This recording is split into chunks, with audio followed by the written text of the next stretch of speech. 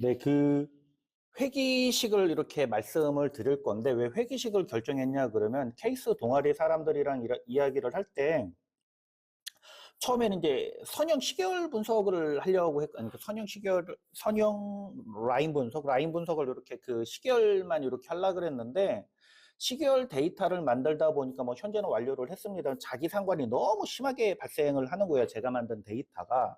그리고 왠지 시계열 분석한다 그러면 팬시하지 않을 거라는 저만의 착각 뭐 그런 것 때문에 이제 회기식을 건드리게 됐고요. 엑셀로 지금 이제 도구들, 엑셀 툴들 이렇게 툴이라기보다는 엑셀 이제 템플릿 이렇게 드렸는데, 그거 보시고 지금 하시는 거 따라 하시면 충분히 뭐 가능하겠다라는 것입니다. 그리고 요거 하나 더 말씀드리고 시작을 할게요. 왜 하필이면 엑셀로 했냐 그러면, 흔히 말해서 이제 데이터 분석이다 그러면 SPSS나 아니면 뭐 다양한 도구들이 있지 않습니까? 뭐 저 같은 경우는 R하고 파이썬 판다스를 쓰는데, R은 요즘 안 쓰고 이제 판다스만 씁니다. 근데 이거를 쓸 때가 있고 엑셀을 쓸 때가 있고, 이거 구분을 해야 되는데, 대부분의 통계 강의들을 들어보면 구분을 안 해요. 전부 다 어려운 통계 도구 갖다가 어떻게 설명을 하려고 하더라고요. 대부분 제가 경험했던 것들은. 아닌데 분명히 이제 엑셀로도 충분히 가능한데 하다가 이런 것들을 하게 됐습니다. 첫 번째 걸로는 뭐 순서는 이렇게 진행을 할 거고요. 펜 나와라 순서는 이렇게 진행을 할 거고, 먼저 통계 용어 중에서 매우 간단한 것들 몇 개 이렇게 짚고 넘어갈게요. 화면이 지금 여기 있으니까 두 개가 보이는구나. 우리 중앙값, 최빈값, 평균값에 대해서 명확하게 인지를 하셔야 되는데, 이거 인지 못 하시는 분들이 자주 계셔요. 이제 말뜻은 알지. 말뜻은 아는데 언제 어떻게 쓰는지를 잘 모르시더라고요. 그래서 이제 요거부터 이제 설명을 해 드리려고 해요. 상당히 중요합니다. 중앙값, 최빈값, 평균값이 이거 상당히 중요한데, 자주 보시던 거죠. 이 종 모양. 종 모양에서는 이 중앙값, 최빈값, 평균값이 한 군데 다 있어요. 종 모양에서는. 근데 종 모양이 아닌 경우가 많아요. 이제 오른쪽 같은 게 이제 우리는 우측 첨도라고 하는데, 오른쪽으로 이렇게 쭉 갔기 때문에 우측 첨도입니다. 딴 거 아니에요. 오른쪽으로 가서 우측 첨도예요.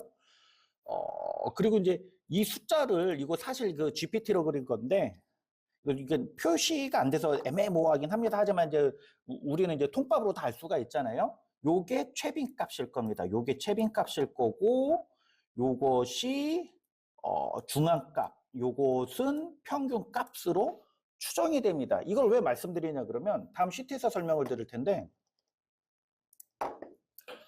이 데이터 추처가 이거거든요. 이 데이터가 추처가 이렇습니다. 이렇게 70부터 20까지 쭉 숫자가 있는데, 모드 값, 최빈 값은 70, 60, 80, 50이 두 번씩 나와갖고 이렇게 최빈 값이 형성이 된 거고, 우리가 궁금해야 될 것은 이 중앙 값부터 궁금해야 되거든요. 왜 중앙 값을 해야 되냐 그러면은, 우리가 이제 극단치나 아니면은 이제 우리가 이제 자료를 수집을 했을 때, 뭐 ERP나 MES나 아니면 내가 직접 타이핑을 하거나 아니면 설문조사를 통해 갖고 자료를 수집을 했을 때 데이터 클렌징을 해야 돼요. 제일 중요한 게 데이터 클렌징을 해야 되는데, 데이터 클렌징을 할 때 보통 평균값으로 다 집어 넣거나 아니면은 지저분한 것들을 그냥 아예 이렇게 삭제를 하고 하시는데, 그러면 이제 이게 제대로 안 들어가거든요.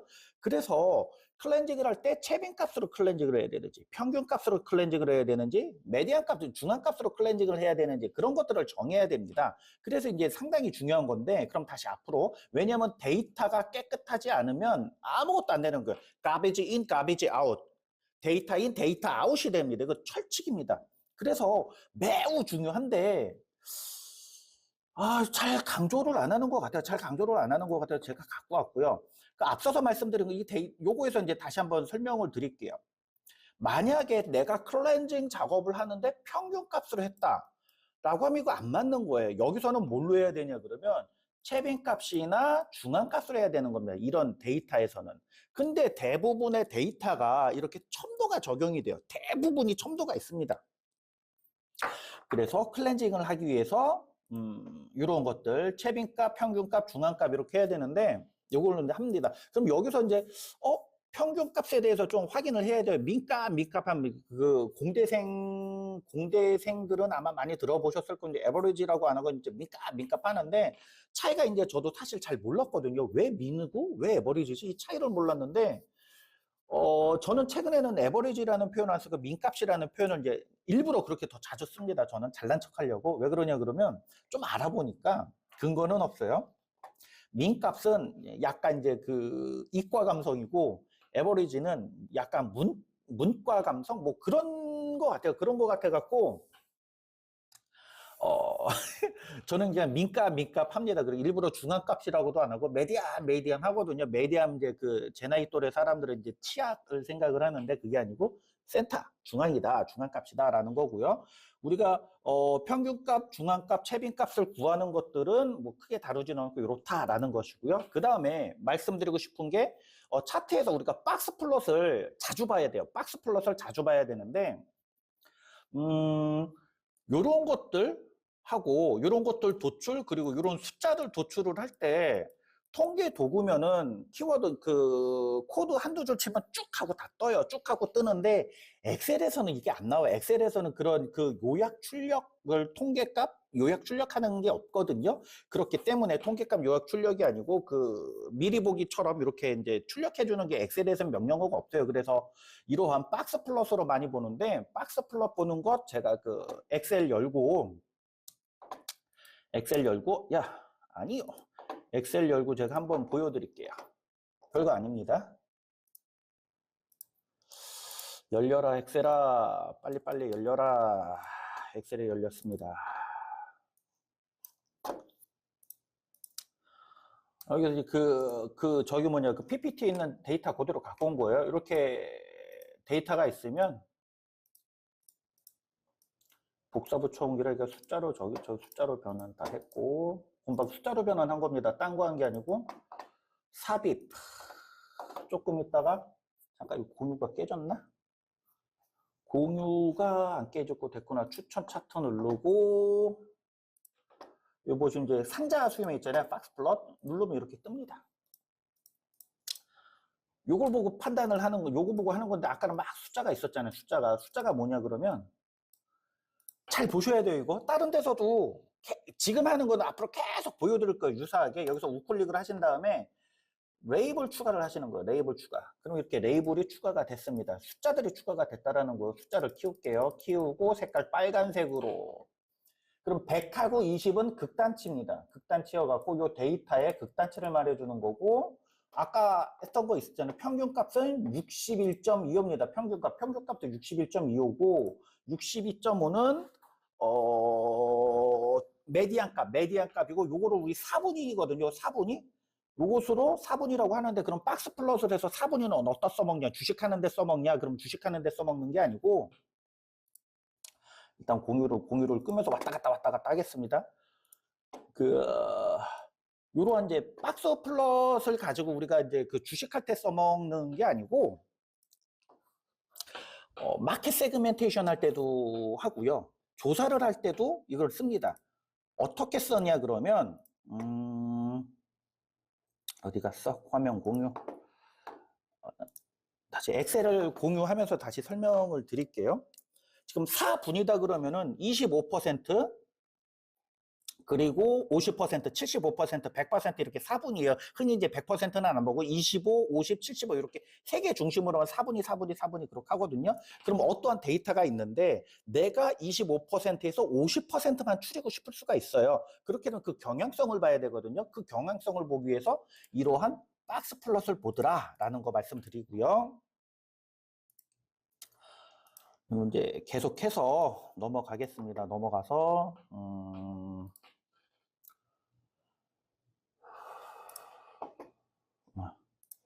다시 PPT로 넘어가서 이제 말씀드리던 거 계속 말씀을 드리면은요. 박스 플롯 말씀드렸고요. 아, 요거 말씀 안 드렸구나.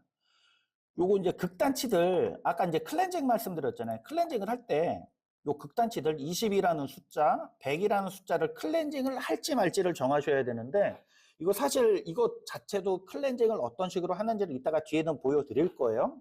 보통 이런 식으로 클렌징을 합니다라는 것들을 보여드릴 텐데 현재 이제 통밥으로 할게요. 평균값은 61.25인데 100이다 그러면 약 40 차이가 나잖아요.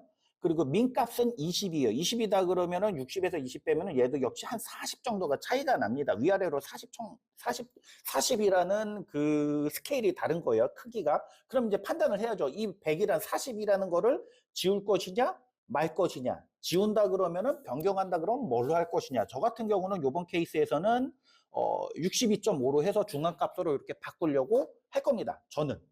뭐 왜 그러냐 그러면 사실 그 기준도 있거든요. 기준도 있는데 이 데이터에서는 그냥 막연하게 61.25로 아니 그러니까 62.5로 할 거다라고 저는 주장을 하고 싶고요. 개인적인 주장이요.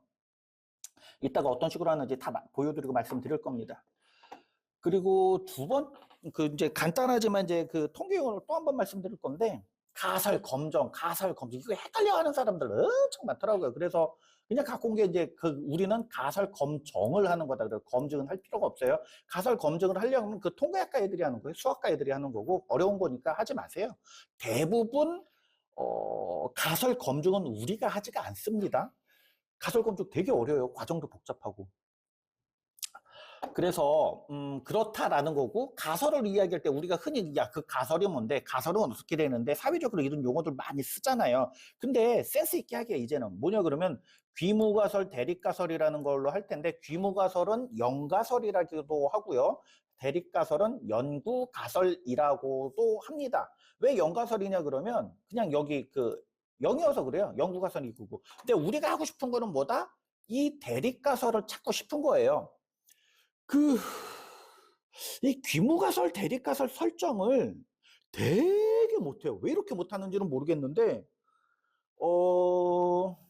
조금만 연습이 되면은 귀무가설 설정, 대립가설 설정이 굉장히 쉽거든요. 쉬운데, 못하는 사람 진짜 많아요. 어떤 거냐 그러면 내가 연구하고 싶은 거는 대립가설이니까 이것만 주구장창 보는데 사실 그게 아닙니다. 그게 아니고 연가설을 먼저 정해야 돼. 연가설은 차이가 없다, 변화가 없다, 디폴트 값입니다. 무조건 연가설은 디폴트 값으로 두고 차이가 없다가 기정사실이에요. 기정사실인데 내가 연구하고 싶은 건 이제 통계를 돌려보니까 이런 애 저런 애 좀 차이가 있네 그러면 네 말이 틀렸다가 아니에요. 틀렸다가 아닙니다. 그래서 항상 헷갈린다라는 거예요. 귀무가설하고 대립가설 항상 헷갈린다라는 게 착각들을 하셔. 네가 틀렸어! 라는 식으로 오는데 그게 아니고 원래 네 말이 맞는데 내가 통계를 돌려보니까 네 말이 100%는 아니잖아. 그럼 내 의견도 들어볼래? 라는 게 가설 설정이라는 거. 귀무가설, 대립가설, 연가설, 연구가설, 귀무가설, 연구가설 뭐 이렇게 합니다. 그래서 좀 화면을 조금 좀 얘는 아이고 얘는 그 예시를 어디 보자. 어디 갔어? 예시를 잠시만요. 요 예시를 제가 이제 일부러 크게 하기 위해서 화면 공유를 줄였고요. 얘 때문에 그랬어요. 얘 때문에. 이제 보이시죠? 화면 크게. 아, 화면 공유. 역시 잘 되고 있지. 네. 잘 되고 있습니다. 이게 한 번씩 눌러줘야 돼. 예를 들어서 우리가 마케팅 기법 1, 2가 있어요. 평상시 하던 것들은 마케팅 방법 1이고 새로운 거는 마케팅 방법 2라고 할게요. 이 두 개를 쳐갖고 마케팅 방법 1을 했을 때는 매출액이 3천만 원이 나왔어요. 마케팅 방법 2로 할 때는 3,100만 원에 100만 원이 나왔습니다. 그럼 명확하게 보면은 100만 원이 마케팅 방법 2일 때 늘었잖아요. 그럼 마케팅 방법 1을 해야 돼요. 근데 과연 이걸 해야 되냐 말아야 되냐라는 거죠. 이때 가설 설정은 마케팅 방법 1하고 마케팅 방법 2의 평균의 차이가 없다라는 겁니다. 가장 기본이. 그래서 곧 저거를 할 필요가 없다라는 거예요. 마케팅 기법을 새로이 도입할 필요가 없다라는 게 가장 기본입니다. 가장 기본인데 통계 모델을 돌려보니까 평균의 차이가 있네? 그럼 이건 다른 거예요. 그때는 마케팅 방법 2도 마케팅 방법 2 나름대로의 의미가 있구나. 이른바 그 유의미한 결과가 나왔구나라는 말을 이때 쓰는 겁니다. 화면 크게 하려고 요거 말씀드렸고요. 이거 왔다 갔다 하면 좀 헷갈리니까 이제 안 할게요. 그리고 통계 용어 계속해서 말씀드리겠습니다. 관측치, 결정치, 결정계수 있는데 우리가 여기서 이제 중심적으로 알아야 될 거는 요 3번, 요 4번, 오케이, 4번, 6번. 요거를 좀 중심적으로 이따가 자세히 봐야 될 것들입니다. 먼저 관측치라는 말은 데이터 값이에요. 우리가 분석하기 위한 데이터들을 결측치라는 거고요. 실제 우리가 추출한 데이터겠죠. 그리고 결측치는 극단값들을 말하는 거예요. 예를 들면 극단값, 누락값. 그래서 이제 이런 것들을 그 민값으로 바꿀 거지, 메디안 값으로 바꿀 거지, 모두 값으로 바꿀 거지, 이렇게 그 빈도 최빈값으로 바꿀 건지 그런 것들을 이렇게 하나에서 결정하는 게 이제 결측치라는 것들이고 이런 것들이. 그리고 결정 계수해서 이제 알값, 알스퀘어, 알스퀘어 하는데 뭐 설명력이면 설명력. 우리가 결정 계수를 만드는 공식을 외울 거는 아니고 그냥 외우세요. 그냥 무식하게 외우시면 됩니다. 0.4 이상이면은 쓸만하더라. 0.4 이상이면 쓸만하더라인데 0.4의 기준도 사회과학일 때는 0.4입니다. 우리는 사회과학자잖아요. 맞습니다. 우리 사회과학자가 맞아요. 우리들은 그냥 4 이상, 0.4 이상이면 그냥 쓰는 거예요. 근데 그 이공계 같은 경우는 특히 실험 분석에서는 여기 아래도 있는데 99%일 때 0.7 이상, 0.8 이상 그런 것들을 합니다. 그건 틀리면 안 되니까. 하지만 사회과학에서는 0.4 이상이면 우수한 거거든요. 그래서 이렇게 쓴다라는 거고요. 그 다음에 말씀드리고 싶은 거는 잔차. 잔차 갖다가 우리가 뭘 하냐 그러면 오늘 하게 될 그 데이터를 튜닝하는 것. 데이터 튜닝할 때, 데이터 튜닝하는 거 데이터의 그 고도화 할 때 쓰는 게 요 잔차값입니다. 잔차값은 실제 모델하고 예측한 값하고의 차이. 예시로 하나씩 보여드릴 거고요. 그리고 오차 값은 뭐냐 그러면 잔차랑 조금 틀린 게 오차는 평균 그 모집단하고의 차이예요. 오차는 모집단하고의 차이가 오차고 잔차는 관측값과 모델 예측한 값 요거의 차이다라는 것입니다. 그리고 P값을 주로 이제 통계 분석할 때는 P값을 많이 보게 되는데 요것도 하는 거 어렵지 않아요. 그냥 일단 좀 외우시고 나중에 이렇게 하면 됩니다라고 설명을 드릴게요. 되게 쉬워요. 흔히 95%를 했을 땐 0.05를 쓰고 97%를 했을 때 0.03, 99%는 0.01입니다. 근데 다 익었어요. 95%. 그러니까 0.05. 0.05보다 무조건 낮아야 되는 거예요. 그래야지만이 연구가설을 채택하는 겁니다. 귀무가설 기각, 연구가설 채택.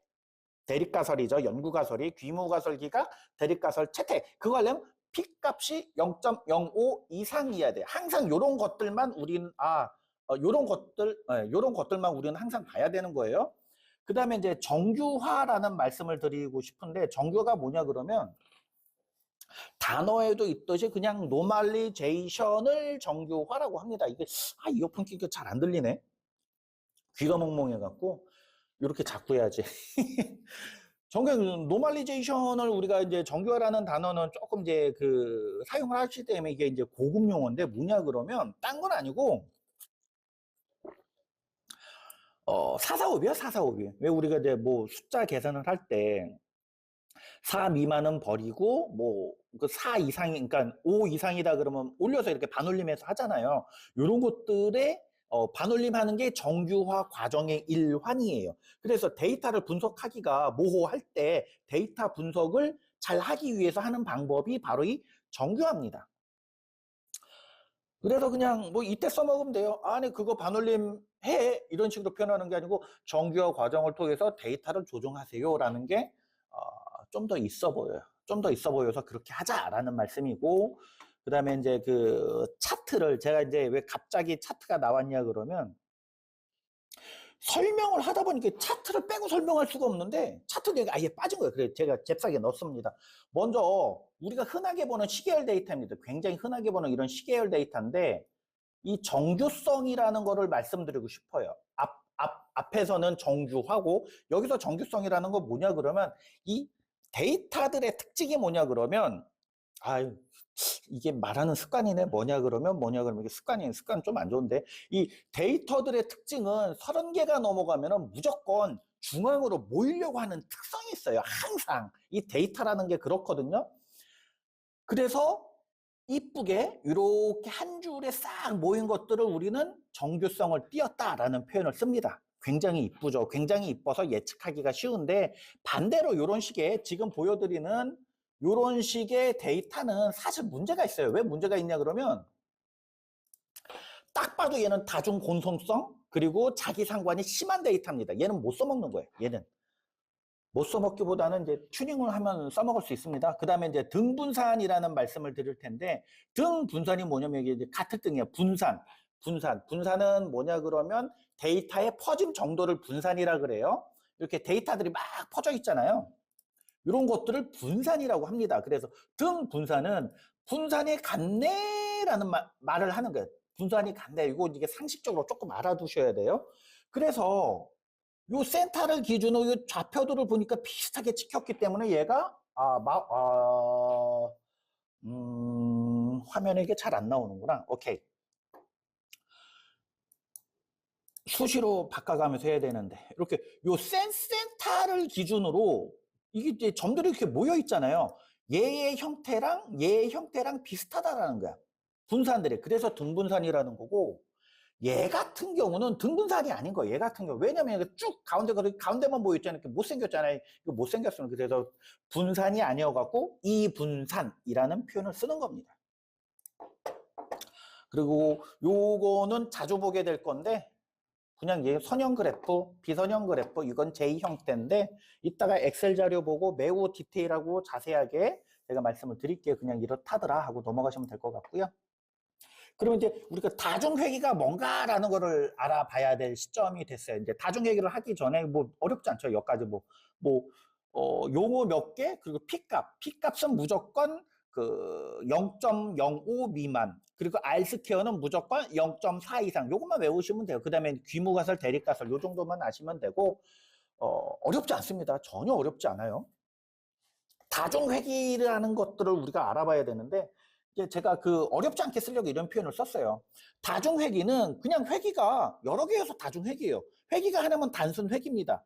그럼 여러 개다 하나다라는 걸 어떻게 기준을 하냐 그러면 독립변수가 두 개냐 하냐라는 거예요. 두 개 이상부터는 다중회계, 독립변수가 하나면 단순회계입니다. 그럼 독립변수가 뭔데? 라는 거예요.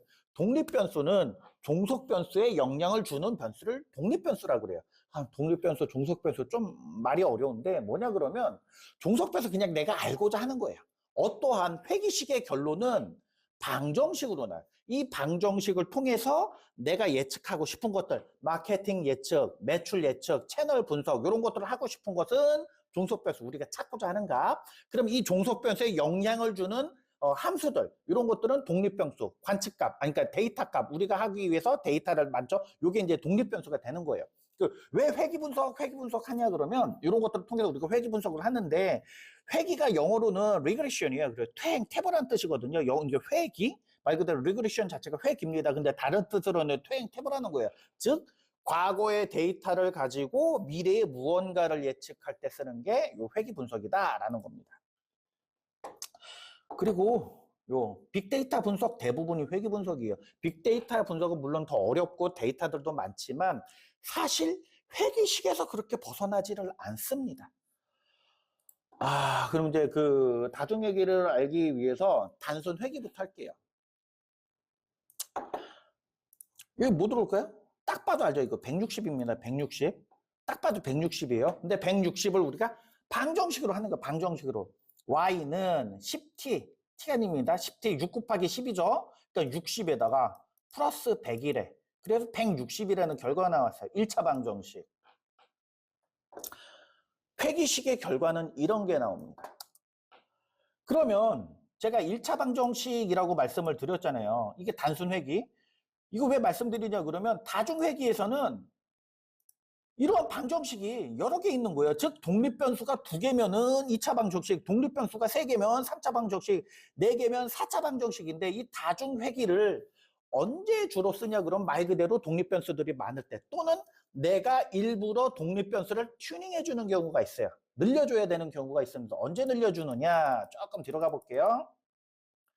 요때 늘려주는 겁니다. 왜 늘려주냐 그러면 이 0을 기준으로 마이너스 10이라는 것들은 음수잖아요. 음수면 없는 게 아니에요. 실수에 있는 건데 마이너스 처리된 거예요. 0을 기준으로 하기 때문에. 근데 얘네들을 돌리면은, 통계를 돌리게 되면은 이상한 결과들이 나와. 얘는 음수니까. 그래서 얘를 양수로 만들어줍니다. 양수로 만들어주는데 어떻게 만들어준다? 보통의 경우 거듭 제곱을 해요. 다 거듭 제곱을 합니다. 빼기 곱하기 빼기는 플러스잖아요. 그러면 양수도 양수가 되는 거고, 음수도 양수가 되는 거고, 이렇게 데이터를 하기 위해서 하는 과정을 일련의 정규화라는 표현을 하고요. 이런 것들을 위해서 우리가 방정식을 구한다라는 말씀을 드리는 거예요. 2차 방정식, 3차 방정식 그때도 씁니다. 그러면은 구체적으로 한번 바라보는 거예요. 그 방정식이라는 것을 독립변수, 그러니까 그죠? 우리가 알고자 하는 값이죠. 이게 우리가 알고자 하는 값이고, 요게 이제 데이터 튜닝 값인데, 사실 요 방정식 나오는 거는 제가 그 회계식을 돌릴 때 반대로 넣었어요. 반대로 넣어갖고 y값, x값 이거 이제 여기가 이제 y고 여기가 x인데 사실 이거 반대로 넣어야 되거든요. 제가 근데 그걸 못했습니다. 이렇게 이제 판매 개수하고 고객 증가하고 했을 때 7시간일 때는 몇 개가 팔릴 것이냐라는 것을 이제 예측하는 거죠. 그러한 방정식 값이 이렇게 나왔어요. 계산을 해보면 7시에는 뭐 170개 팔리겠지. 여기는 뭐 10씩 찍었으니까 여기는 90 되겠지. 그죠? 요 숫자를 넣으면 됩니다. 그럼 나와요. 요게 다중회기. 요게 단순회기. 어렵지 않습니다. 근데 우리는 여기서 이제 뭐를 하고 싶다? 예측을 하겠다라는 거죠. 시간별로 어떻게 팔릴 거지, 마케팅 효과가 어떻게 발휘될지 우리는 이런 것들을 통해서 예측을 할 수 있다라는 겁니다.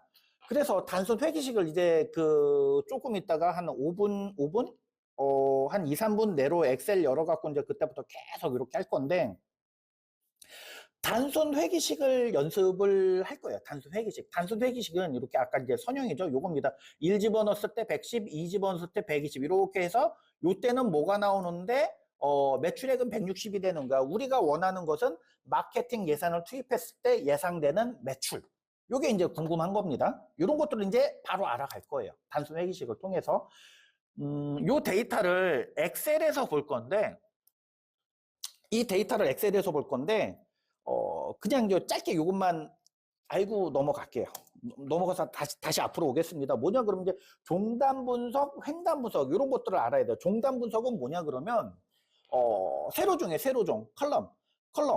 그래서 시계열상 하루, 이틀, 3일, 4일, 내일 이렇게 시계열상, 시계열의 예측을 할 때는 종단 분석을 하는 거고, 횡단 분석은 특정 기간으로 한꺼번에 데이터를 추려서 하는 거예요. 근데 제가 이걸 왜 강조드리냐 그러면 횡단 분석이나 종단 분석이나 생긴 거는 싹 다 세로 형태예요. 데이터가.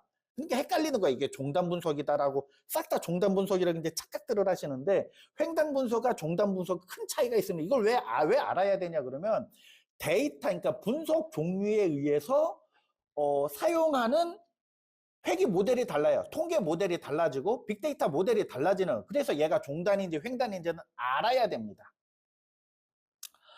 그러면 제가 이제 요 데이터 갖다가 하는 거를 이제 바로 연습을 할 텐데, 예제에 대한 전제 조건이요. 광고 캠페인은 하나다. 우리는 캠페인 하나만 한 거예요. 그리고 지출 기준은 1주다 해서 이렇게 30주간 했다라고 하겠습니다. 그 주마다 쭉 늘어났다고 할게요. 이런 것들을 우리는 무슨 분석? 종단 분석, 시계열 분석, 선형 회기라고 합니다. 종단 분석, 시계열 분석, 선형 회기. 자, 그럼 화면 공유는 여기서 중지를 하고 엑셀 파일 열고 바로 화면 공유를 시작을 할게요. 어디 갔니? 이제 화면으로 와서 앞에 걸로 해야 되겠구나. 앞에 걸로. 조금 세팅이 조금 부족하네. 지금 파워포인트도 뭐 껐다 켰다 해야 되고 파일도 열었다 닫았다 해야 되고 해갖고 조금 그렇습니다. 또 화면 공유해서 보여드려야 되는데, 화면 공유해서 보여드려야 되는데 1번 화면을 하고, 제가 이렇게 3개의 데이터를 공유 드렸는데요. 항상 하실 때 데이터 분석을 할 때는 가장 기본입니다. 무조건 복사를 해야 돼요.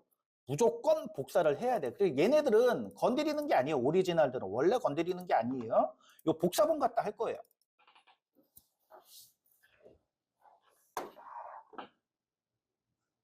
열려라!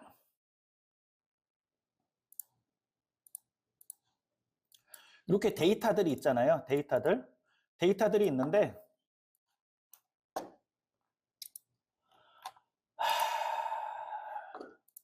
제일 먼저 해야 될 거는 경향성 파악. 경향성 파악을 위해서 이렇게 블록을 잡습니다. 블록을 잡고 그래프를 그릴 거예요. 삽입 그대로 하셔야 돼요. 블록을 잡고 추천 차트 누르시고 모든 차트에서 분산형 반복적으로 계속 말씀드릴 거예요. 분산형 차트만 볼 거예요. 아까 이제 어디지? 이거 그 박스 플로트 봤자 있는데 요거 보지 말고 분산형 차트를 볼 거예요. 분산형 차트에서 요거 집어넣는 이렇게 쏙 하면은 얘가 그려져요. 두 번째 시트로 가면은 경향성 확인된 거를 이제 확인하실 수가 있어요. 요거 다음에 이제 어떻게 해야 되냐 그러면 보는 거예요. 그럼 오르락 내리락 하네. 그렇구나. 이게 끝입니다. 끝이고 아이고 경향성 이렇게 봤으면 그 다음에 뭘 해야 되는데 하는데 여기서 우클릭을 하시고 아까 박스 플롯 할 때도 봤죠. 추세선 추가.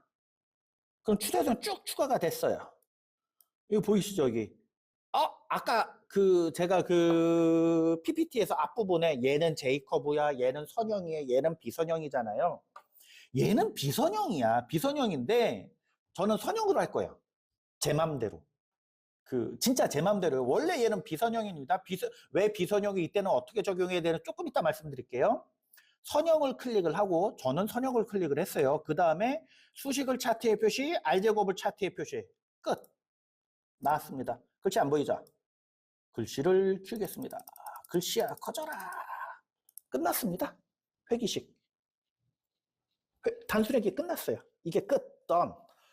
Y값. 내가 알고 싶은 Y값은 잘은 몰라요. 잘은 모르지만 13.388 곱하기 X값. X값은 뭡니까? 이 매출액이죠. 아니요. 광고비죠. 광고비가 X값입니다. 13.388 곱하기 광고비를 때려넣고 거기에 3.45322를 하면은 그 결과가 나오는 거야. 회계식 끝났어요. 실제로. 근데 아까 제가 말씀드리는 것 중에 이거 있었잖아요. R스퀘어 값, R제곱 값. 얘는 뭐냐 그러면 이러한 방정식을 적용했을 때 예측되는 값을 78%로 개런티 한다라는 거야. 78%의 확률로 이 값들이 맞는다라는 거야. 이 값이. 그럼 이제 결과를 해석을 해야 될 텐데 결과를 해석을 하기 전에 결과 해석도 뭐 직접 하실 필요 없어요. 이건 저희 이제 고객사 거고요. 요것도 나중에 한번 말씀드려야 되는데 고객사 거고요. 이제 새 채팅을 할 때 GPT-5로 할게요. 요거 숫자를 그대로 입력을 하면 됩니다. Y는 13.388X 더하기 345322 그 다음에 일단 복사를 해서 어디가 야! 이렇게 넣고 물어볼게요. 이거 뭐야? 이거 해석해줘. 제가 이제 생성형 프롬프팅도 좀 준비하고 있는데 시중에 돌아다니는 프롬프팅 강의 90%가 사기입니다. 이런 말 하면 안 되는데 반만 믿어야 돼. 그 사람들 하는 말. 아무것도 모르고. 뭐 어렵게 얘기를 했어요. 기울기가 13.388 Y절편 어쩌고 저쩌고 했는데 이렇게 해서 나오는 1차 방정식. 1차 방정식이긴 한데 이거 회기식이라고. 이거 회기식이야. 다시 한번 물어볼게요. 질문을 똑바로 안 해서 그래. 질문을 똑바로 해서. 주어진 식 여기에 대해 두 변수 어쩌고 저쩌고 해서 기울기는 이렇다. 그죠? 기울기 그리고 Y절편 이렇습니다 라고 이야기를 해줍니다. 우리는 이거를 보고 해석만 하면 되는 거예요. 해석만 하면 됩니다. 그래서 기초선 수준을 초기값으로 해석할 수 있다는 거는 요 값을 넣은 거죠. 요 값을 때 회계식 이렇게 된 거고 그 다음에 R제곱값은 말씀드렸죠. R제곱값이 먼저 까먹어도 좋다고 했잖아요. R제곱 하고서 그냥 R제곱은 0.7889 일일이 다 기억을 못 하셔도 좋아요. 그러니까 물어보면 돼요. 이건 회기식 결과야. 이게 의미하는 것은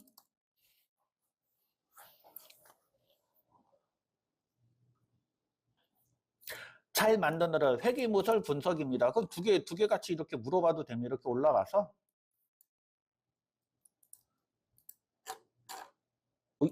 이렇게 하고 요것도 물어봐야 되잖아.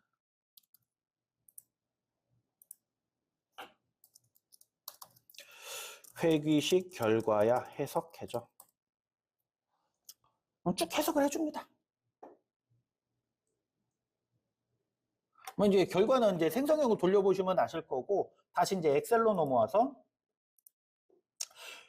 회귀방정식 엑셀로 하는 거 말씀드렸어요. 블럭 잡고 다시 한번 복습하겠습니다. 너 지우고 블럭 잡고 삽입 추천 차트 분산형 이거 아무거나 하셔도 돼요. 이거 잡고 확인 누르고 우클릭 추세선 추가 선택. 그러니까 저는 지금 선형을 한 거예요. 이게 끝났습니다. 이렇게 굉장히 간단하죠. 근데 엑셀에 이런 기능이 있음에도 불구하고 우리는 못 써먹었어요. 왜 못 써먹냐 그러면 해석을 할 줄 모르니까. 근데 해석을 GPT가 해줘요. 일단 쉬운 거야. 구체적으로 말씀을 드릴까요? 요거식만 봤을 때 요 값을 믿어야 되냐 말아야 되냐 하면은 사실 요거보다도 더 믿어야 될 거는 요 요약 출력입니다. 결정계수 표준오차 관측소 이렇게 나와 있는데 우리가 확인해야 되는 거 R스퀘어 값 결정계수 본다 그래 0.7888이고 Y절편이 345332 13.3888 그러면 요는 갖고 와볼게. 어디 갔어? 너 어디 갔니?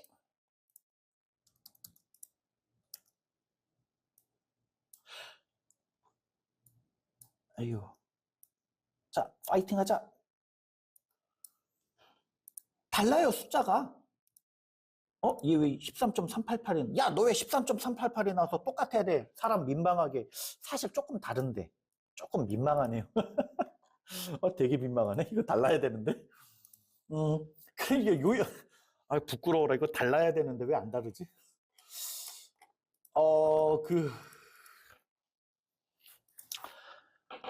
요거 출력하는 거 가르쳐 드릴게요. 요것도 쉬워요. 데이터 분석. 뭐 혼자 막 되죠. 그럼 뭐 뜹니다. 여기서 회귀 분석, 회귀. 클릭. Y는 내가 알고 싶은 결과값. 그쵸? 그럼 뭐 해야 돼요, 얘가? 매출액. 위에까지 잡자. 여기까지 잡을게요. 매출액. 그 다음에 X축. 변수. 야! 이렇게 잡고. 그 다음에 출력 범위 새로운 시트, 그냥 새로운 시트에다 할게요. 근데 요게 뭐냐 그러면, 요거. 첫 번째 셀 잡았잖아요, 제가. 첫 번째 셀 잡아서 요걸 이름표로 쓸래 하고, 새로운 시트, 이제 신뢰 수준 0.05 말씀드렸죠? 확인. 그럼 픽 하고 하나가 열리면서 아까 그게 나왔습니다. 여기서 볼 때 제일 먼저 봐야 될 거 뭐라고 말씀드려요? 결정계수가 0.4 이상이냐? 0.4 미만이냐, 0.4, 0.788, 이거 굉장히 완벽한 거예요. 0.788이고, P값 봐야 된다 그랬죠. P값은 소수점짜리여갖고, 무조건 얘는 신뢰해도 되는 값들입니다. 결과 해석을 하는 거는 뭐 아까 이제 말씀을 드렸고, 방정식, 결과적으로 이제 방정식만 나오면 되죠. 다시 방정식 구할게요. Y는 3, 4, 5, 3, 2, 광고비부터 들어가야 되지. 13.38821 곱하기 X. X값은 내가 이제 넣어야 되는 값이에요. 더하기 3, 4, 5, 3, 2, 2. 끝. 이게 회귀식입니다. 단순 회귀. 근데 한 발자국만 더 들어가 볼게요. 요거 설명을 드리려고 했는데, 제일 먼저 해야 되는 것들은 무조건 트렌드 분석. 광고비를 여기서부터 여기까지 썼습니다. 30번을 삽입 차트 분산형, 무조건 분산형. 실제로 데이터들은 이래요. 우리가 마케팅 부서임에도 불구하고 굉장히 조직이 큰 규모 또는 마케팅에 대해서 매우 신경을 쓰는 조직이 아니면은 항상 비용이 달라요. 언젠 많이 넣고 언젠 덜 넣고 그때 다릅니다. 실제로. 그래서 데이터들은 이렇게 차이가 나요. 데이터들이. 그래서 아까 했던 거 요약 출력 요거 다시 한번 해볼게요. 요약 출력 요거 갖다가 요약 출력 다시 한번 연습해 봅니다. 어디 갔어? 지금 화면이 잘렸네. 데이터 분석, 회귀 분석. 아까 그 요놈 해갖고 요 틀린 거예요. 그래서 Y축 범위. 안 잡을게요. 매출액은. 이름표 안 하겠습니다. 이렇게 잡고 X는 광고비. 출력 범위는 여기로 하겠습니다.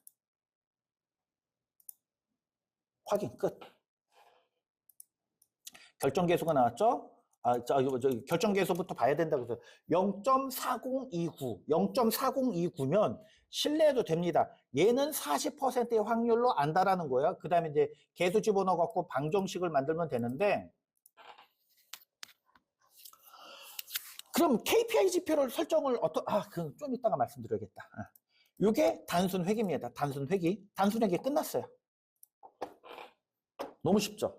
다중회계도 쉬워요. 다중회계도 쉬운데 다중회계 한번 해보겠습니다. 다중회계를 말씀드리기 10분 말씀드릴 게 너무 많은데 시간이 얼마 안 남았네. 후다다닥 말씀드리고 다중회계 후딱 넘어갈게요.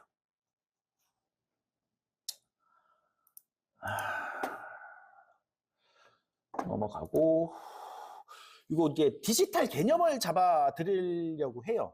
그러니까 홍승민이라는 걸 우리는 0이라고 표현을 하기로 약속을 하는 거예요. 이렇게. 왜냐하면 컴퓨터는 그 숫자로만 알아들으니까 0으로 하기로 하는 거고, 홍은 0, 승은 1, 민은 10으로 할게요. 그럼 이렇게 표현이 되는 거. 홍승민은 0이니까 여기 위치하는 거고, 홍은 1, 승은 1, 홍은 0, 1 이렇게 했을 땐 이런 식으로 표현이 된다고 약속을 하는 거예요. 그냥. 그랬을 때 아까 말씀드렸던 홍승민은 이렇게 표현이 되는 거고, 건국대는 이런 식으로 표현이 된다고 할게요. 홍승비는 110으로 해서 이렇게 놨다고 할게요. 그럼 우리가 이런 것들을 디지털 데이터화해서 뭘 할 수 있냐 그러면 이런 텍스트 간에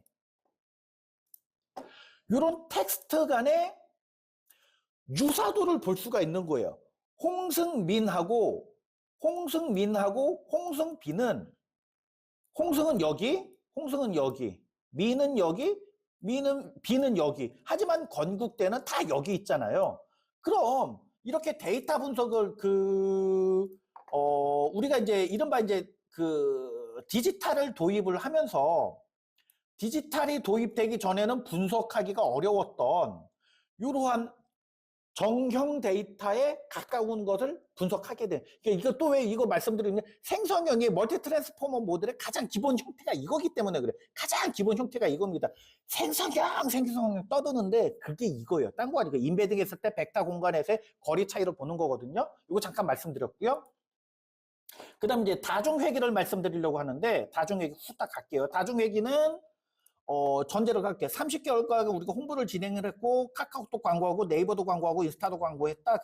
이때 발주 건수가 늘었다, 줄었다고, 홍보 비용도 늘었다, 줄었다고, 요것을 통해서, 우리는 이제 회계식을, 다중회계를 돌릴 것입니다. 그럼 여기서 우리가 궁금한 건 뭐예요? 광고비를 얼마 투입을 하면 매출이 얼마 나오는데, 또는 중복 광고는 얼만데? 라는 것들입니다. 요거 이제 엑셀 파일 보고 보여드릴 거고요. 뭐, 요런 것들이에요. 엑셀 파일 보고 한번 다 이해를 하시면은 그 다음에는 어디 보자. 요건가? 오케이.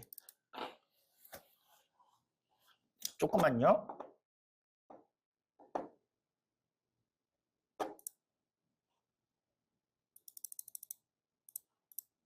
응? 응. 공유. 다시 공유. 어디 갔어?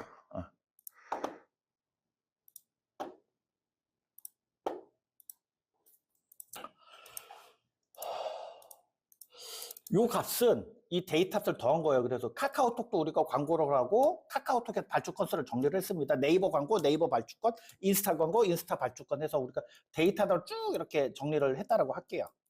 그럼 시간은 30개를 했기 때문에 30개의 시간 테이블별로 한 거잖아요. 그럼 시간 흐름상의 차이를 보고 싶은 게 아니고 종단 분석입니다. 종단 분석.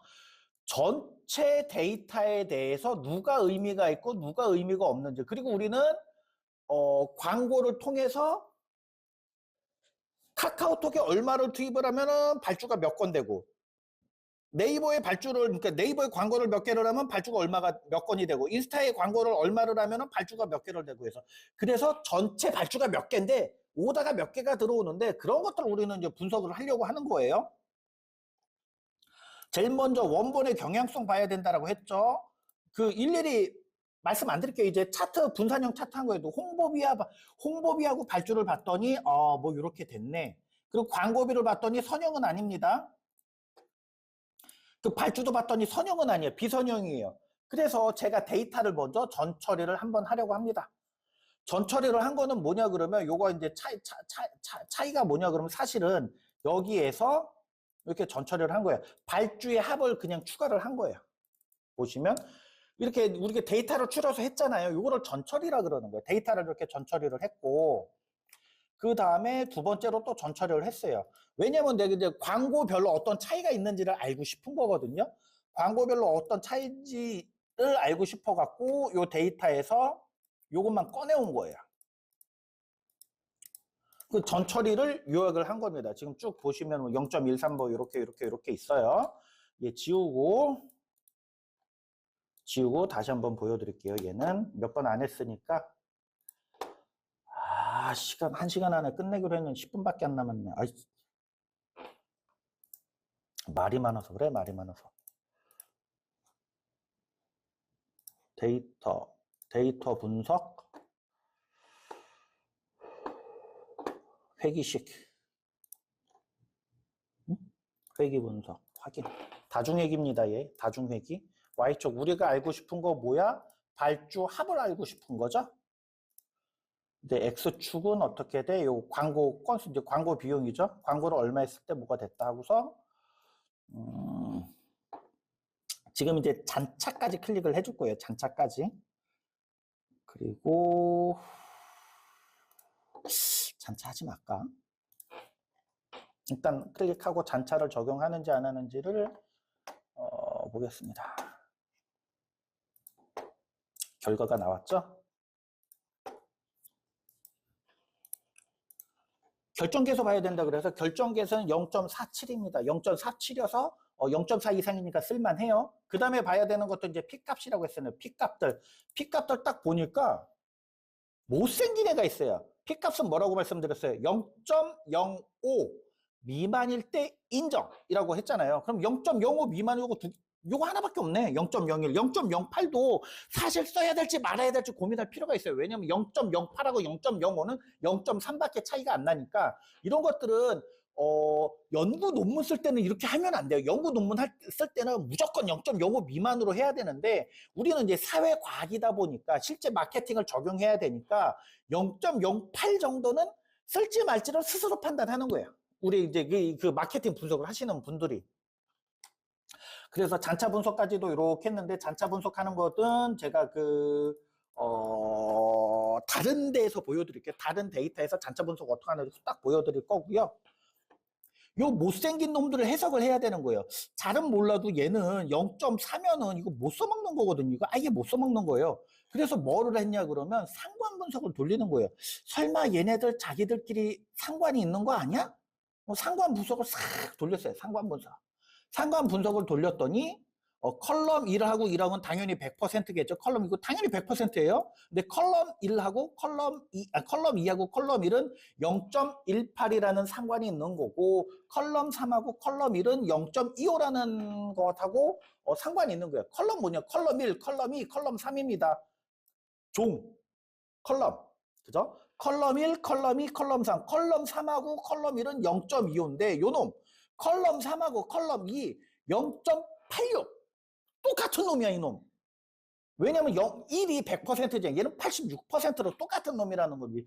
네이버 광고하고 인스타 광고가 똑같다라는 거예요. 아까 했던 거를 좀 해볼게요. 이제 쌍체 비교라는 걸 할 텐데, 평균의 차이가 있는지 없는지를 파악을 해야 돼요. 자, 이 쌍체 비교는 여기다 한번 해볼게요. 데이터 분석, T검정이에요. T검정.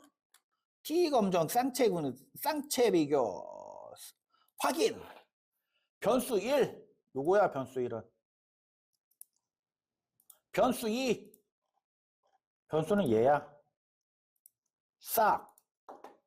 이름표 안 쓸 거고, 새로운 워크, 이게 출력 범위 설정해줬죠? 출력 범위. 여기. 아, 요거 조금 이따 말씀드릴게요. 그 히트맵 말씀드려요. 아, 이거 7시 반까지 가겠네? 끝. 쌍체 비교를 해보니까 평균은 69.6666이래. 진짜 맞나 한번 볼게요. 이게 서메이션 값이고요. 어디 갔어? 야! 평균! 이 69.667 맞죠? 66.667 평균의 차이는 반드시 있습니다. 평균의 차이는 반드시 있는데 P값 봐야 된다 그랬죠. P값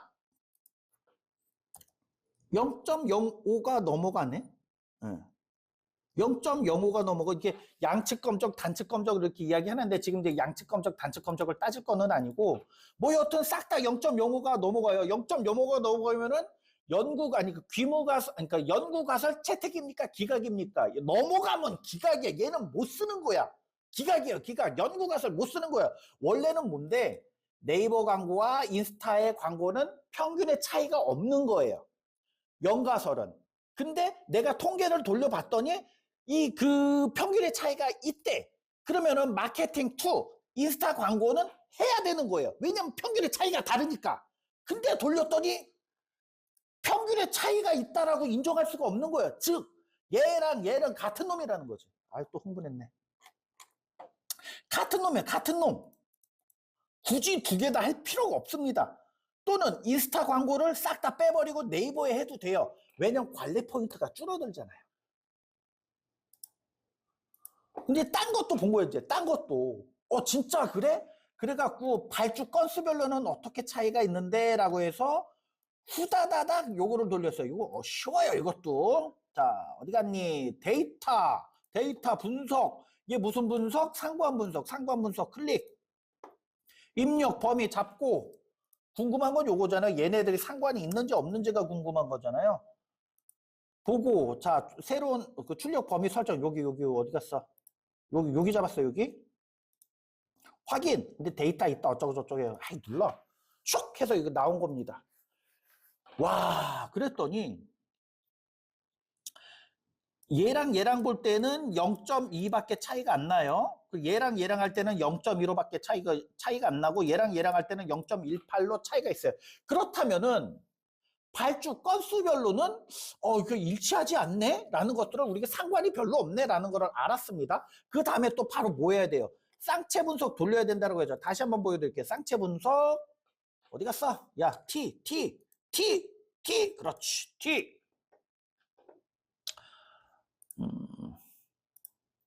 변수 1하고 변수 2하고 알아본 겁니다. 변수 1하고 변수 2하고 네이버하고 인스타를 알아본 거예요. 아까에선 얘네들 같은 놈이라고 했잖아요. 그래서 변수 1 네이버하고 변수 2 인스타하고 발주 건수는 진짜 차이가 있을까? 하고서 출력 범위 여기로 할게요. 중복 어쩌고 나옵니다. 그러면 슉 나왔습니다. 이렇게 평균이 232하고 234래요. 그 상관계에서는 0.18인데 통계량을 보니까 싹 다 0.05 P값이 0.05 이상이에요. 그러면은 평균의 차이가 있다 없다? 평균의 차이가 없는 겁니다. 평균의 차이가 없어서 같은 놈이에요. 그럼 생각을 해볼게요. 광고비도 같고 발주 건수도 같아. 완전 일치하는 거지 이거는. 혼자 흥분해갖고. 아유, 그렇습니다. 혼자 흥분해갖고 떠들다 보면은 옛날에 코로나 시절에 이렇게 줌으로 상담하다가 혼자 흥분하던 게 생각이 나갖고 얘는 완전히 똑같다라고 볼 수가 있는 거예요. 그러면 우리가 마케팅 전략을 어떻게 세워야 되냐 그러면 네이버 발주나 인스타 발주를 해도 되고 안 해도 되고 상황에 따라 얘를 합쳐도 되고 안 합쳐도 되고 그러면 회기식을 다시 돌릴 때 얘를 없앴다라고 하면은 이 상태에서 회기식을 돌려도 되는 거예요. 그럼 광고비를 얼마로 결정해야 되는지 나오는 거죠. 요게 다중회계 분석이라는 것이고요. 지금 제가 지금 약속했던 1시간이 지나갔고 최대한 더 빨리 하도록 노력을 하겠습니다. 마지막 파일을 보고 할 건데요. 잠시만요. 엑셀 파일 좀 열고요.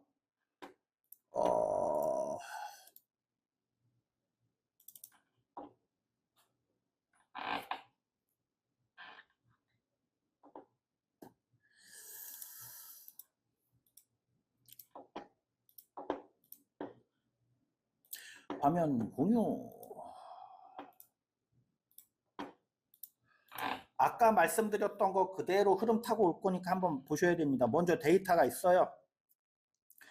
이것은 뭐냐 그러면 고객사별로 고객사 정보를 가지고 우리 매출액을 분석을 해서 새로운 고객사가 왔을 때 그 고객사 특징에 의해서 우리 매출액이 얼마가 될지를 예측하는 거예요. 자, 데이터부터 보면은 A라는 회사부터 Z라는 회사가 있고요. 이제 얘는 이제 저기 뭐냐 그 칼큘레이션 해갖고 그 이른바 데이터 전처리를 통해서 직원 수당 우리 제품 매출 나온 거로 한 거고요. 고객사당 우리 매출 데이터 추출할 수가 있죠. 그리고 고객사의 매출액 우리가 알 수가 있어요. 이 회사가 몇 억짜리다 알 수가 있을 때 지금 요거 억 단위라고 하면은 억 단위? 만 단위라고 할게요. 그냥 350만 원 매출이 나오는 회사고 1년에 그 회사에서 1년에 우리는 7만 원이라는 매출이 나온다고 할게요. 그리고 그 회사를 알고 보니까 2명이야. 2명이니까 350만 원밖에 매출이 안 나오겠지. 업력은 1년밖에 안 된 스타트업이네. 그럼 얘는 제조업이라고 했어요. 제조업은 우리가 그 글씨잖아요. 텍스트 정형 데이터니까 얘를 바꿔줘야 돼요. 이른바 이런 것들을 더미 변수라는 표현을 쓰는 거예요. 더미 변수. 제조는 1이라고 명명을 했고 서비스는 0, 1이라는 걸로 명령을 했어요. 사실 제조는 이거예요. 0, 1, 0, 0, 0, 0이 제조고 서비스는 0, 1, 0, 0, 0. 이게 이제 서비스입니다. 서비스 1이라는 거, 서비스 1, 서비스 1, 2, 3이라는 이런 종류 회사들이 있나 보죠. 그래서 더미 변수를, 화면이 갑자기 이상해. 더미 변수를 이렇게 설정을 해줬어요. 더미 변수 설정하는 거 다시 말씀드릴게요. 만약에 이게 사람 이름이요, 홍길동. 사람 이름이 아니고, 우리가 우리 제품으로 분석을 한다 그러면 사실 이게 더미 변수. 더미 변수는 수치화 못하는 것들을 수치화해주는 걸 더미 변수예요. 더미가 이제 가짜잖아요. 원래 얘는 제조업인데 제조업을 1로 하기로 우리가 합의를 봤다고. 그게 더미 변수라고. 근데 이 특징을 보셔야 돼. 이렇게 바꿨다라는 특징을 보셔야 되는 게. 그러면은 A라는 회사 제조업이고 I라는 회사 제조업이고 S라는 회사가 제조업인 거예요. 얘네들은 우린 1로 하기로 했으니까 여기 잔차, 여기서 저기 나오는 모델링을 고도화하는 것들을 여기서 말씀드릴게요. 연습을 하는 거예요, 여기서. 이렇게 나와 있는데, 제일 먼저, 얘는 지울게요.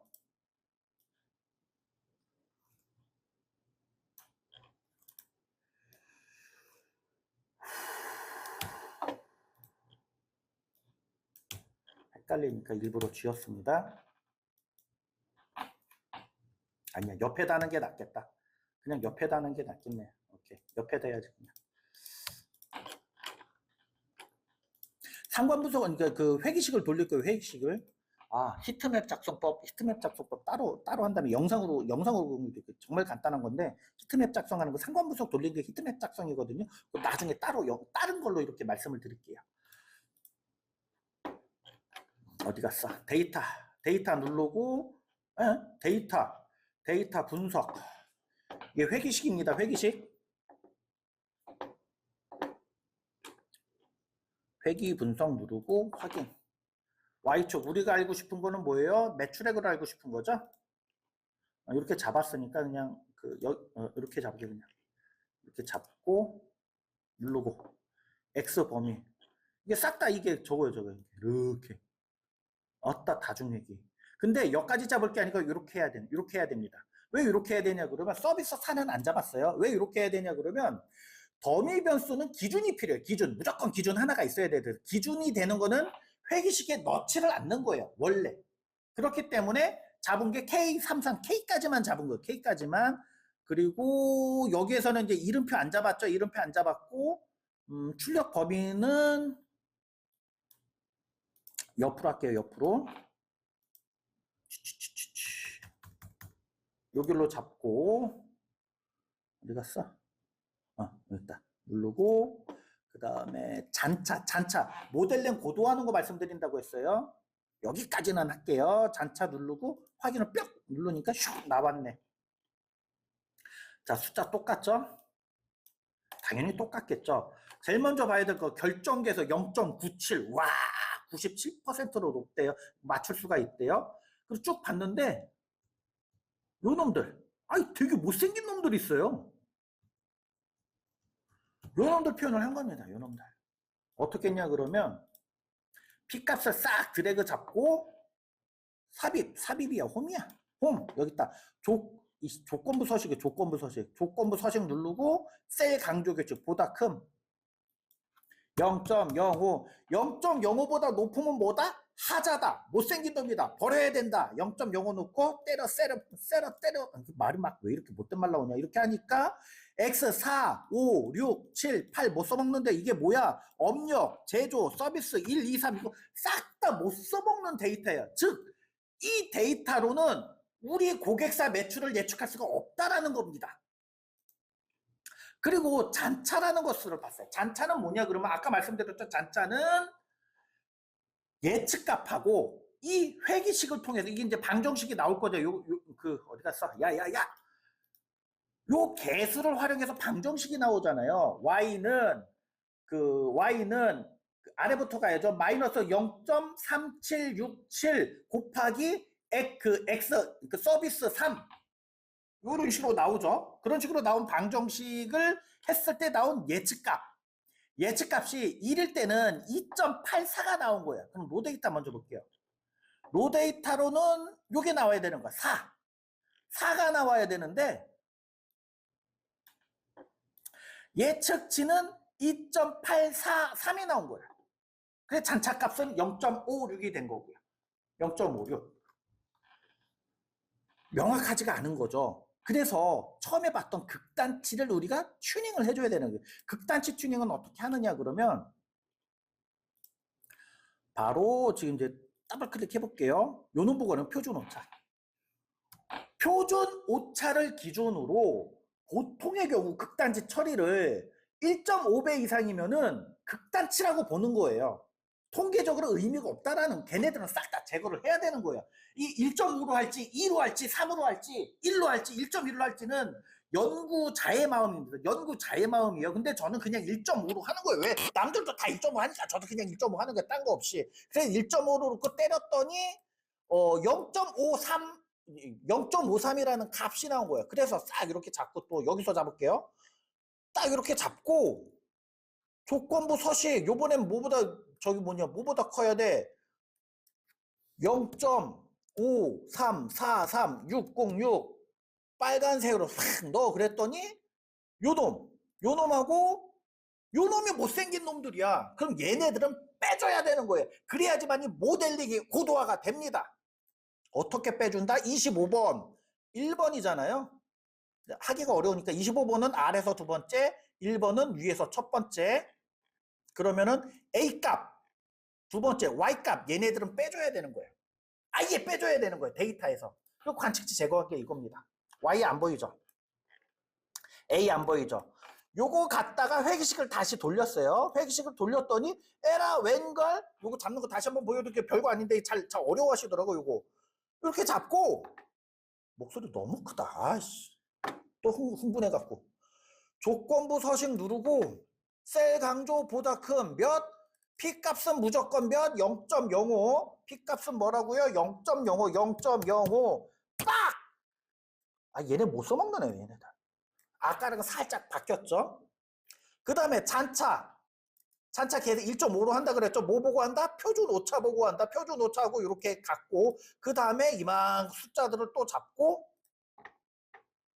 조건부 서식해서 셀 강조 보다큼 요 숫자 입력은 요거 했죠. 요거 다시 할게요. 이렇게 누르고 보다큼 어디 갔어? 샥 안 보이니까 0.36111 시뻘건색으로 나와라가 약간 이제 분홍색으로 0.42 그럼 구두 제거를 해야 돼.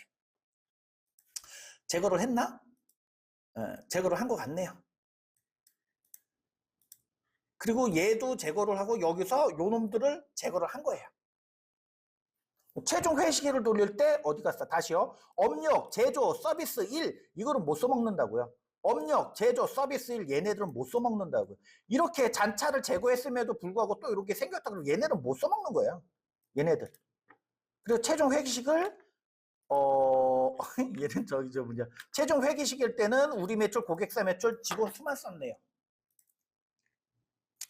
서비스 1을 딱 빼려고 봤더니 얘네 세 개를 빼고 보려고 하면은 그럼 우리는 서비스 2와 서비스 2와 서비스 3에서만 우리가 매출을 예측할 수밖에 없잖아요. 요 논리다르라면은. 근데 다 예측하고 싶잖아 나는. 그냥 싹 다 빼버린 거야. 왜냐면 여기서 이게 다 문제가 있었거든요. 얘 빼고 잔차값 빼고 해서 이런 회기식이 나온 겁니다. 했더니 결정계수가 0.98이 나와버렸어요. 그리고 P값들 보니까 이쁩니다. 다시 한번 그리고 잔차값도 볼게요. 잔차값. 잔차는 표준 오차 곱하기 1.5 0.037이죠. 이렇게 놓고 조건부 서식 보다 큰 0.05 이게 잘못 0.05가 0.037인데 그죠? 네, 잘못했습니다. 그렇지. 야, 야, 2 딸리네. 0.378이 41 이렇게 눌렀는데 사실은 잔차 음수 있잖아요. 이거 절대값으로 봐야 돼. 절대값으로. 그래서 얘는 어떻게 튜닝을 하냐 그럼 얘 말고 요 놈을 그대로 갖고 와갖고 아니지 함수로 하셔야 되는데 ABS 함수거든요. ABS 함수가 절대값 함수입니다. 이렇게 더블 클릭 따박 나왔죠? 얘를 이렇게 또 드래그를 잡고 조건부 서식 보다 큰 0.378241 표 했더니 요놈 못생겼네. 요놈 못생기고 요놈 못생기고. 그러면은 얘를 뺄지 안 뺄지 그냥 결정하시면 돼요. 빼면은 좀 더 데이터가 우수해지겠죠. 근데 이거를 볼게요. 이거 이제 파워포인트에 표현을 했었나 이거는? 요거를 이제 말씀드릴 건데 뭐를 말씀드리고 싶냐 그러면 처음에 말씀드렸던 대로 잠깐 파워포인트 열고 있어서 그래요. 처음에 말씀드렸던 대로 우리는 논문을 쓰는 게 아니에요. 논문을 쓰는 게 아니고 그냥 마케팅 값 예측하려는 거예요. 마케팅 값. 우리 세웅 선배가 세웅 형님이 저걸 보내주셨네. 또 자동화를 세웅 형한테 자동화 배워야 되는데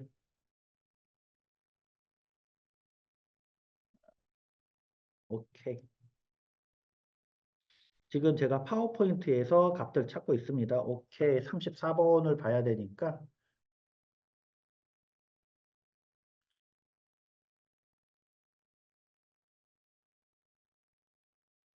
화면 공유, 새로 공유. 어디 보자. 2번을 해야 돼. 2번. 파워포인트에 있습니다.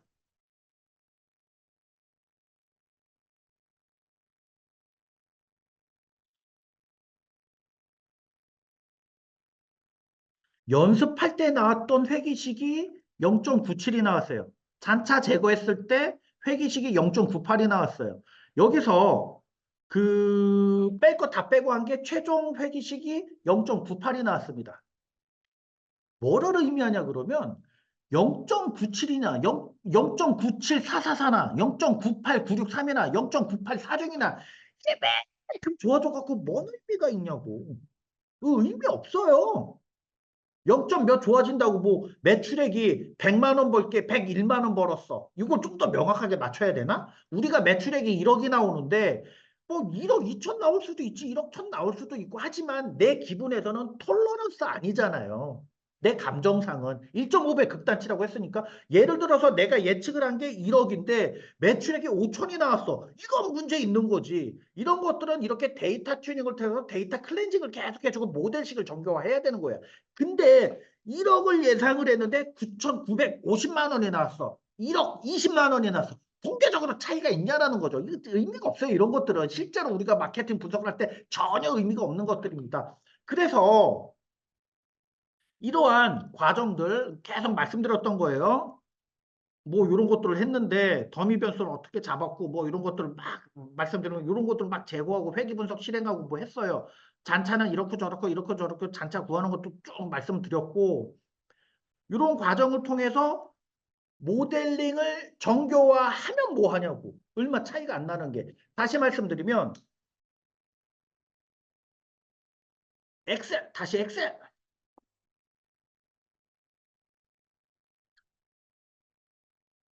다시 말씀드리면 처음에 했을 때 그냥 다 잡고 있잖아요. 회기식을 돌릴 때. 이것도 의미가 있다라는 거죠. 이것도 의미가 있다라는 거고. 그리고 이제 다른 엑셀 한번 볼게요. 제가 그 어디 갔나 상관 분석일 때 봤나 홍보비 볼 때 했던 그 말씀드릴게요. 요까지만 하면 이제 마무리가 될 것 같습니다. 오늘 이거랑 이게 이제 야 제대로 공유되냐? 제대로 공유 나중에 공유가 안 됐었구나. 단순 선역 요건데 공유가 안 됐었네요. 제가 이거 할 때 이거 말씀드리고 사실은 이렇지가 않아요라고 말씀드렸잖아요. 이게 어떻게 했습니까? 여기서 기억나시죠? 우클릭하고 추세선 추가할 때 선형으로 했어요. 선형으로. 근데 얘는 선형 아닙니다. 얘는 사실 다항식이에요. 다항식에서도 한 번 꺾였죠. 1차. 또 한 번 꺾었어요. 2차. 세 번 꺾였어요. 3차. 한 번 더 꺾였습니다. 4차. 얘는 4차항이에요. 4차항. 명확하게 여기다가 다항식으로 하고 숫자 4로 집어넣어야 됩니다. 그 다음에 요거를 하는 거예요. 이렇게. 요게 끝이에요. 요게 나온 게 요 값 뜨는 거예요. 이렇게.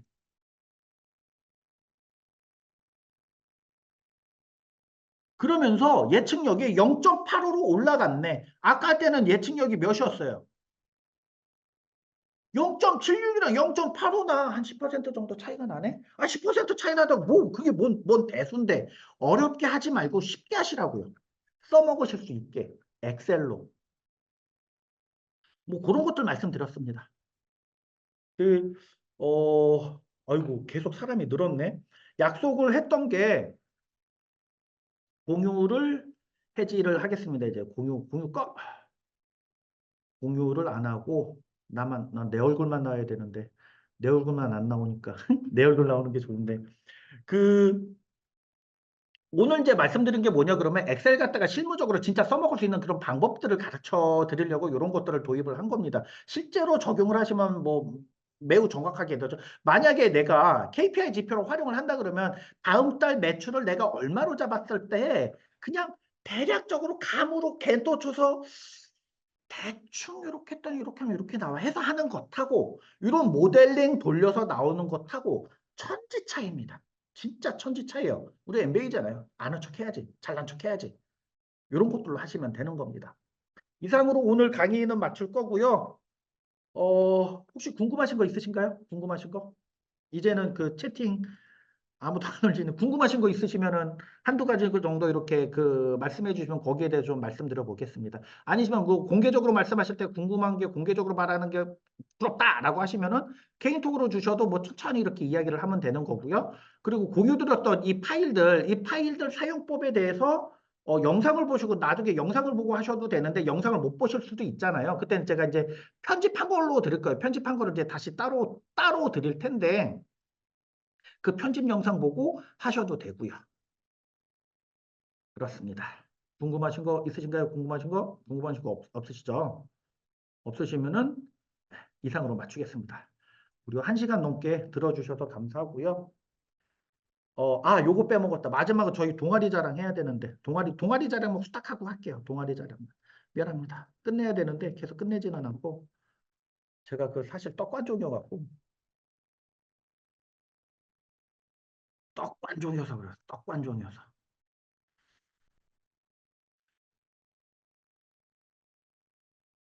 저희 스터디가 사실은 거의 한 1년 동안 1년 이상 못 하기는 했는데 케이스 스터디를 하고 있어요. 이제 DBR 분석을 하고 서로의 인사이트에 대해서 많이 이야기를 하거든요. 주로 DBR을 중심으로 하고요. 그리고 요번에 이제 팀원들을 보충을 하면서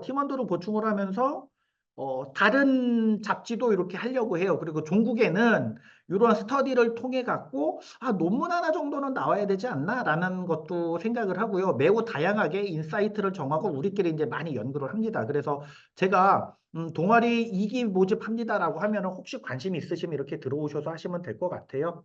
뭐 가장 최근에는 카톡방을 껐구나. 가장 최근에 주로 떠든 거는 역시 정치 얘기. 아저씨들이 많아갖고 정치 얘기를 좀 좋아합니다. 뭐 그런 것들 많이 얘기를 했어요. 이상으로 마무리를 하기 전에 채팅 하나가 왔네. 이상으로 마무리하겠습니다. 고맙습니다.